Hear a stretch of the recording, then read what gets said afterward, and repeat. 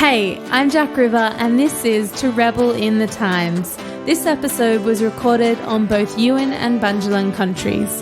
I would like to pay my genuine respects to elders past, present and emerging, and pay special respect to any First Nations listeners.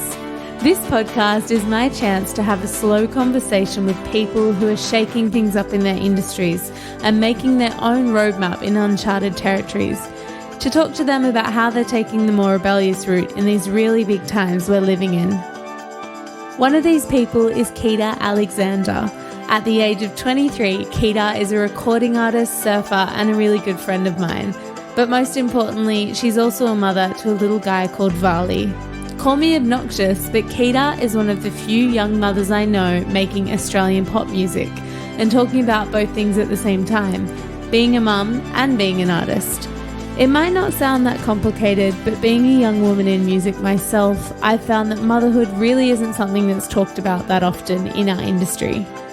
Across the 3 years that Keita's been publicly releasing music, she has secured gold and platinum records, a global recording deal, a wonderfully large community of fans and listeners, and she's managed to do it all on her own terms and in her own time.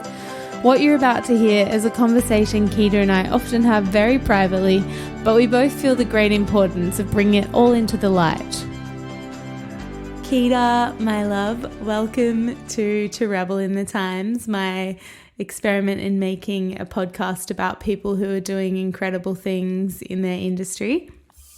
Hello. Thanks for having me, Holly. So you're joining us from your garage and Vali's upstairs? Yeah, I've told him to be quiet, so hopefully that works. So today we're going to be talking about motherhood and music and the incredible journey you've been through and the amazing things you do as a mother and a musician. Can we start by chatting? Can you take us through a day in the life of Keita? What is a typical day? It's different to what it used to be, that's for sure. It's very mum orientated, to be honest, but I will either be woken up like at 5:30 by Vali, and I'll try and get him to stay in his room till 7 because everyone likes to sleep in. Doesn't always work. And then get him breakfast and try and get outside during the day. And if there's a spare 5 minutes or so, trying to get on the piano or guitar and get creative, whether that's painting or any kind of creative, just journaling, writing. I try and get it in, do something for myself and my creativeness. So there's not much time to myself, especially now. But we're making it work, and it's very Vali orientated. The day. Vali's very lucky to have your days oriented around him. When you're in cycle and doing interviews and releasing music, you're also kind of weaving motherhood in and around what you're doing. Like, I love how you said in an interview with Happy Mag, they asked you how you were, and straight up you said, yeah, I'm on the couch breastfeeding Vali. And you know, I can't even remember that. Oh, well, it was so awesome. It's quite uncommon to see musicians being so open about being a mum and just that beautiful reality. Is that like an active decision of yours to say, this is how it is, this is what I'm doing? Yeah, I think for me, I was never going to hide that I was a mum. That just felt completely wrong to do. And I know being a mum is different to being a musician. They're like two different jobs, really. And I'm, I am pretty open about it. But I don't think it was, maybe it was a conscious decision in the fact that I was never going to hide it. I was never going to pretend that I wasn't a mum in a sense. But yeah, being a mum is the most important thing to me out of everything. Being a mum and being a wife, they're the most important things to me. And music is a very close second. But it's very important that when I do, like you said, I'm in cycle, I really try and balance the two. Whether I'm doing promo or recording a music video, I actually really quite like Varley to be there, because in the off, in the down moments, whether he's in the car coming with me to the different interviews and stuff, I can be with him and, be his mum in those in-between moments. So that's really important to me. Yeah, well, I guess, you read that a lot of working mums say that their focus is so much sharper post having a child, because the time that you're kind of on the job, you're extremely focused. I've actually never read that, but that makes sense to me, and I do feel that. Because you've almost got a shorter amount of time, so you've got to be more switched on. You don't have the luxury to be there until 3 a.m., which I've done. But do you know what I mean? You've got someone at home waiting for you, or you've got someone there on set that needs you. You've got to be like, perform your best. You've got to give it your best. You've got to be like, all right, next one, let's do it. And because you don't have the luxury of time to go again. And I think that might contribute to that fact of sharpness. It's making me clucky thinking about being more productive. You are already the most productive person I know. You get so much shit done. Again and again, you've brought a very personal experience straight into the heart of your project, like with Hotel and Against the Water, and now with your latest single, which has just been released, called I Miss You, I'm Sorry.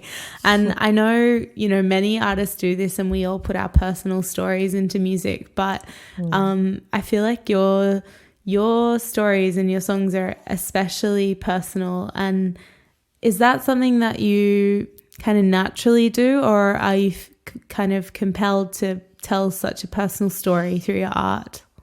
From the very beginning, when I started songwriting, I always thought I had to be in trauma to write good music. And I know that sounds pretty dark, but I suppose I've had quite a few, you can say, dark moments in my life. But I've always found that songwriting is my therapy, in a sense of dissecting what's going on in my life and putting words, pen to paper, refining that exactly to how I feel. It really, when I do that and when I finally have the song that I'm in love with, it really helps me process traumatic situations in my life. For example, with Hotel, I wrote that, probably wrote a version of that song like 100 different times, and I could never express myself in the right way, and I kept writing. I was like, no, that's not the one. I kept writing, and that, I believe, those 100 songs that not 100, that's dramatic, but quite a few, really helped me refine exactly how I was feeling in those moments. And then I Miss You, I'm Sorry, that again is another very, I feel like the lyrics say a lot. And I actually don't want to say, the exact situation of where it was birthed from, but I think everyone can relate in the sense of this song is about, fucking up in relationships. And, I just happened to realize in that moment that I needed to work on myself and become a better person. And I couldn't force the other person to change. To Rebel in the Times is finding people who have, rebelled against our society and culture in some way that I think is really incredible. Motherhood and music. So Varley is 3.5 years old now, and you've released multiple singles across his lifetime that have gone gold and platinum. Freak. And you've played festivals with Varley in tow, and you've recorded bringing Varley along. You've travelled the world, and in the name of one of your first singles, you've done it all in your own way. So it wasn't long after you had signed an incredible deal with Atlantic Records that you found out you were pregnant and started the beautiful journey to becoming a mother. What were if you could wind back, what were your first kind of thoughts and feelings about motherhood and music, and were you even worried about it? Well, my first ever emotion was obviously I was just so ecstatic to be pregnant, finding out. Second thought followed quickly of like, holy shit, how is this going to work?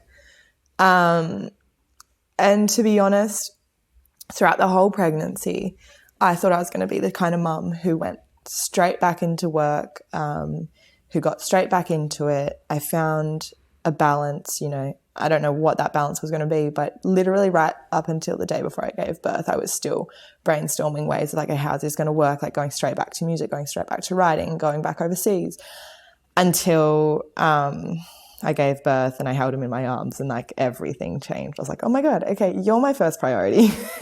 And music's, I'm going to have to figure out how to do that eventually, because there's so many moving parts now. And so I never thought I was going to be the mum that I've become. I thought I was going to be a really full-on working mum, you know, which I still am, but I've found more of a balance, I would say.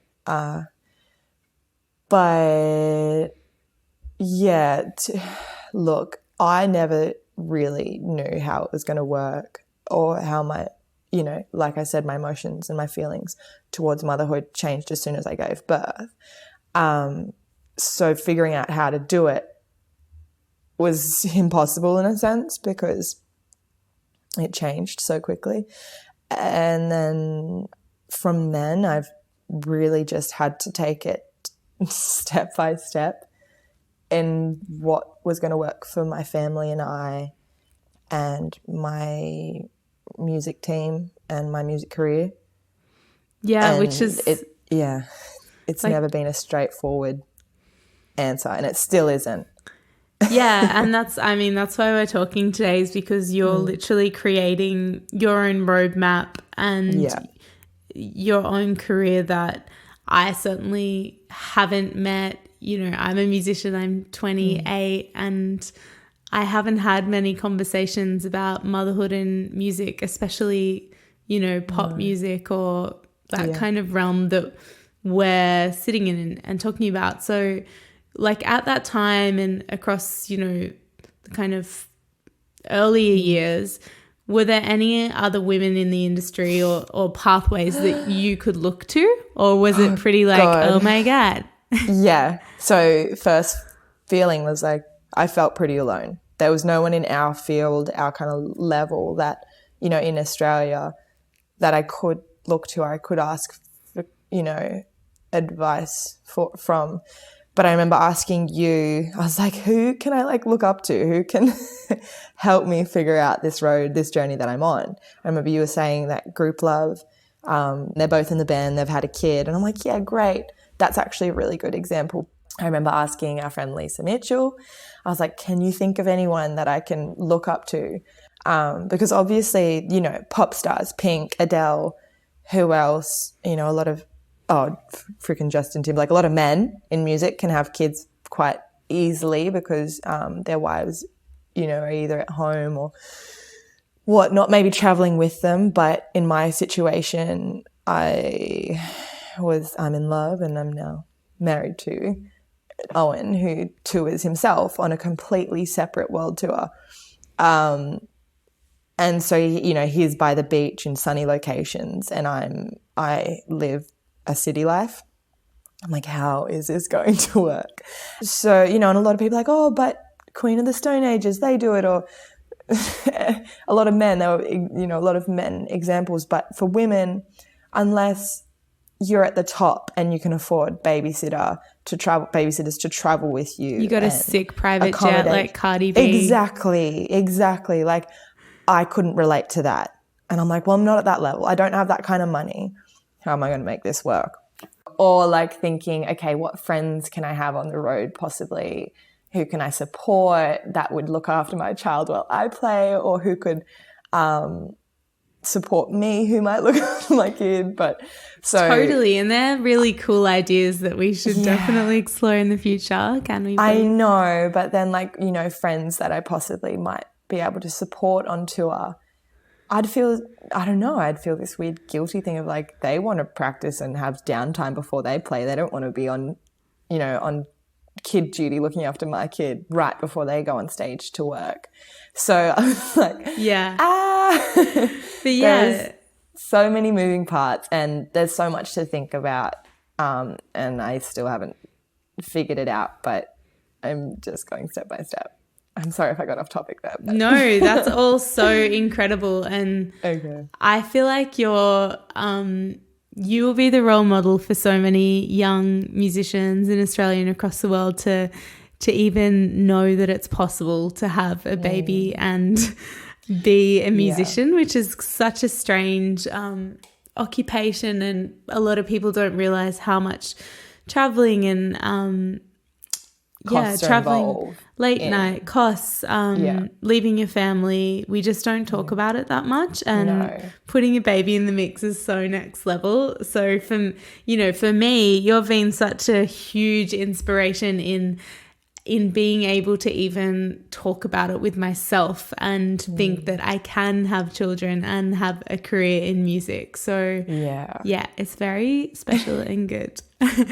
And on the team conversation, how comfortable do you think young men and women are in the music industry when it comes to talking about family with their professional teams and starting a family? Because I certainly haven't had many conversations with my team just yet, and that I know it's like a two-way street. I need to talk about it and they need to talk about it, but what could you say on this area? Do you think it's something we need to look at?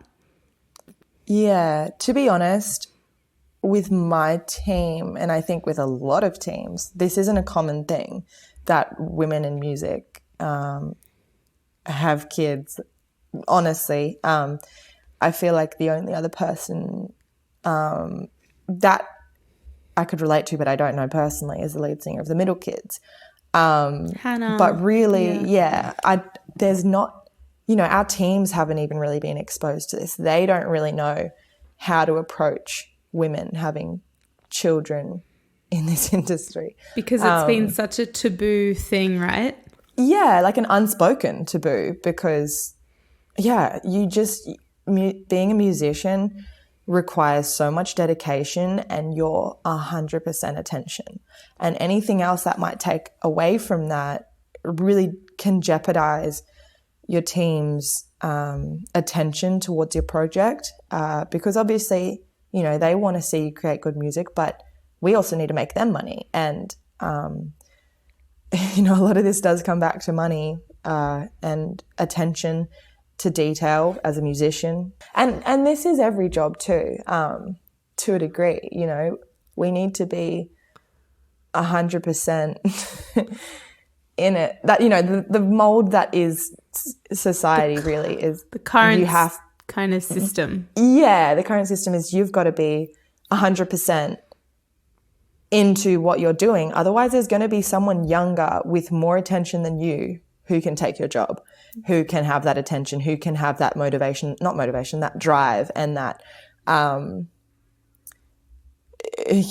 crazy, not work ethic, but crazy, you know what I'm trying to say, right? There's someone, if you're not giving your all, there's someone else with talent. There's someone else with that who can give, Of course, but I think that this is the beautiful new ground that we're walking through, which is like, what is the value of a mother sitting in the writing seat that has gone through an experience that a younger woman or man has not been through? Like, I think that by excluding mothers from, or anyone who's got something that keeps them out of a job for a certain amount of time, you're really discounting the value of their experience, and that might be far greater than someone without that experience. 100%. I think what I was trying to say is, like, there's a mold and people are scared to experiment outside that mold with, say mothers, because they know something works, but also there's other things that can work too. And once you start exploring other options of what that looks like, maybe, writing less but waiting for inspiration to strike, or touring in a more family-friendly way, or taking a break when your window's open and opening your window again with another good song. I think there's just different ways, and the more we explore it, the less scary it will be. to support women having children in this industry. Absolutely. So good. Does that make sense? Love it. Yeah. So fucking well articulated. Thank you. Oh, okay, good. Yes. So I think this is another really interesting area that's applicable to all industries, which is like you need mothers in the room. You know, you need senior females in executive positions to actually co-create that change of the norm with young mothers. Would you agree that have you felt understood by, you know, mothers in your team? Oh, from mothers? No. Yeah, but oh God, like for example, you know, when I was telling my team that I was pregnant, I had one woman who wasn't directly signed to me but was invested in my project. But like I didn't need to tell her. Like she was, do you know what I mean? I kind of told the group in a sense, and they were all men. And to be honest, they were all fathers. Yeah. And the lady that was in the sense on my team, you know, she wasn't a mother at the time. And I told everyone, and I got hugely mixed responses, to be honest. Some that really shocked me. And to my team's kind of point of view, that I believe they've never experienced, you know, they've never had, not that I know of, a mother, a new mum, musician kind of, that they've had to work with. So, but, you know, it was only 6 months into my pregnancy that I got a call from the woman on my team, and she said, Keita, I'm so sorry I haven't called you sooner. She goes, this must be so scary for you, especially that you don't have any women to relate to on your team. And, you know, she didn't have to call me. As I said, she wasn't directly on my team, but invested in the project. And I said, thank you so much for calling me. This means so much to be able to talk to a woman who works in the industry, is working with me. But yeah, it would have felt a lot safer for me to be able to discuss things with, because in a sense they can relate. I just don't know if I'm making a lot of sense. To be honest, like you're really the only person I talk about this with. So it's like, you know me, when we talk about this, I'm still trying to figure everything out, Yeah, but that's like... Yeah. That's why we're having this conversation, is so that some other young female musician or even male who's entering into a family can start to kind of see a roadmap, or navigate, you know, the industry that's listening might spark them to have a conversation with their artist to just say, hey, how can we fit your life a little better into your career, or how can we fit your career into your life? Amazing. And, you know, it's taken me like quite a long time to have the confidence to put my lifestyle and my health first and move from the city, get a dog. All of these things were so big and scary for me, because I felt like this constant pressure to put my career first before everything, and it made me really unhappy. And having a kid has felt so like unknown to me until I talk about it with you. And I know so many female musicians, even when they heard we were having this conversation, like Lisa Mitchell, she was like, oh my God, I'm so keen to talk about this. Can you call me? You know, we all want to have the conversation, but we just haven't like created the space for it. 100%. Yeah, I just really believe there's a space like you do that can be opened up for women who have fallen pregnant, who are just, you know, experiencing their bodies and what they're capable of in childbearing. And more of an understanding that can be, you know, appreciated by the industry. It's very unlikely you're going to have someone on your team who is a mum. So to be able to have that space already there is quite unlikely. So for women these days, we have to open up that space ourselves. And I feel like it's taken me quite a few years for that space to slowly open up within my team, even for them to kind of have that understanding of like, okay, Kita's first priority is family. How are we going to work this into her career? And I feel really appreciative that space is, I feel, really starting to open up, and for them and we're all trying to figure it out step by step now. Yeah, which is so exciting. And imagine if this work that you've done with your team in understanding how to make it work, like, transforms the life of another young woman who's going through the same thing. Next time at your label, you're kind of paving a way in your label here in Australia and probably in the States as well, as to how a label can work with an artist to do that. So that's cool.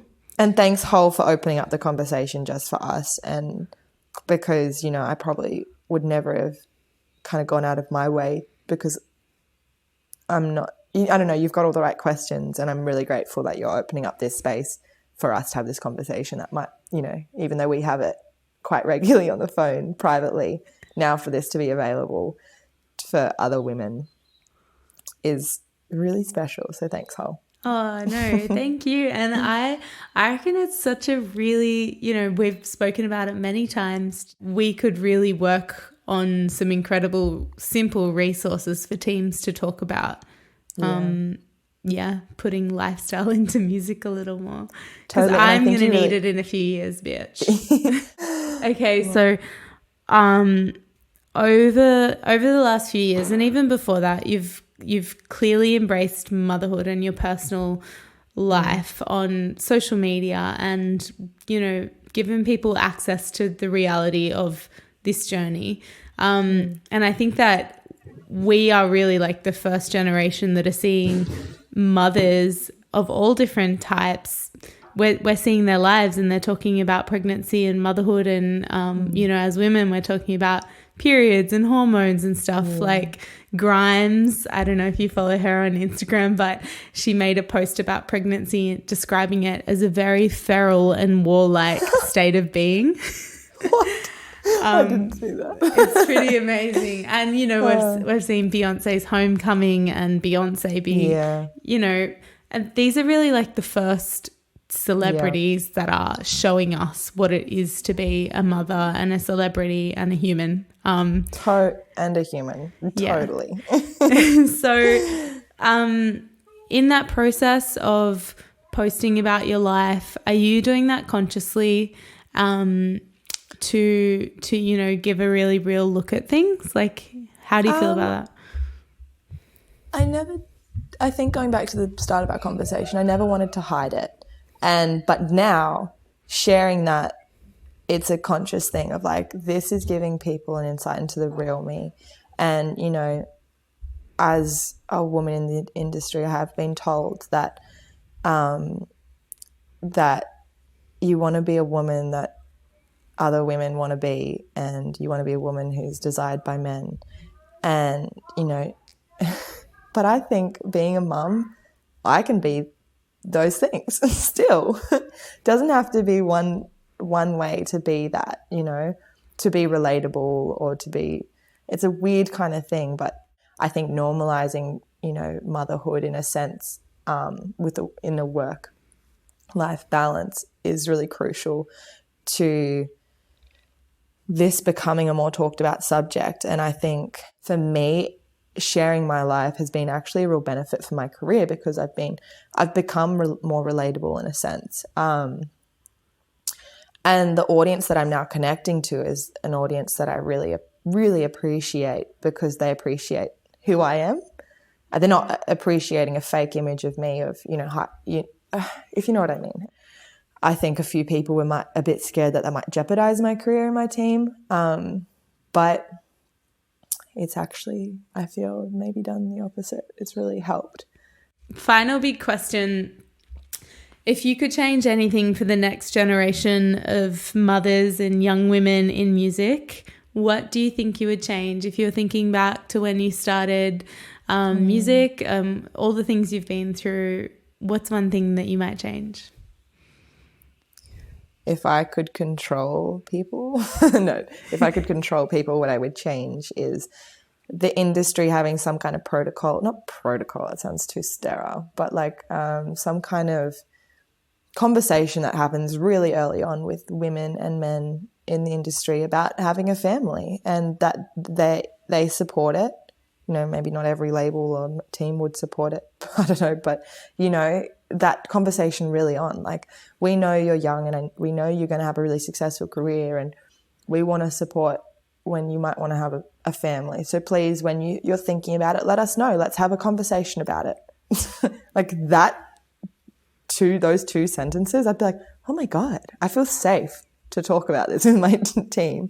So if I could, you know, if I was God and could control that. Amazing. Yes, so good. Well, thank you so much for being a part of this, and I'm so excited. I've had a bazillion goosebumps and tears in my eyes and stuff, so thank you, Keita. Thank you, Holly. You're an incredible woman, and I look up to you very much, so thank you for doing this for me and other women that might be able to resonate with this. A huge thanks to Keita, and thank you so much for listening to this conversation on To Rebel in the Times. This one means a lot to me, personally and professionally. It's something that so rarely gets talked about, and not just in the music industry. I want to know what you think, whether or not you feel like you've got the guides to follow in your industry to make the right decisions, or even if the idea of parenthood feels like it's light years away for you because of your work. Join me at To Rebel in the Times Instagram, where we'll be continuing this conversation with other female musicians. Subscribe to Rebel in the Times on any podcast player, and if you like what you hear, please leave me a review. I would love to hear from you. This podcast is made independently by Jack River with Jess Hamilton, Pete Covington and Unified Management.